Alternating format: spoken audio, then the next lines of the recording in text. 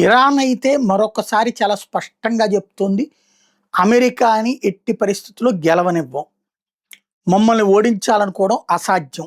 మేము 2 సంవత్సరాలైనా సరే తట్టుకు నిలబడగలిగినందుకు సిద్ధం చేసుకున్నాం. మా దగ్గరున్న ఆయుధాల్లో మేము వాడింది అతి పరిమితం. అంటే అమెరికా మళ్ళీ ఇరాన్‌ని నాశనం చేస్తానంటున్నటువంటి వేళ ఇరాన్ ఇచ్చినటువంటి హెచ్చరిక.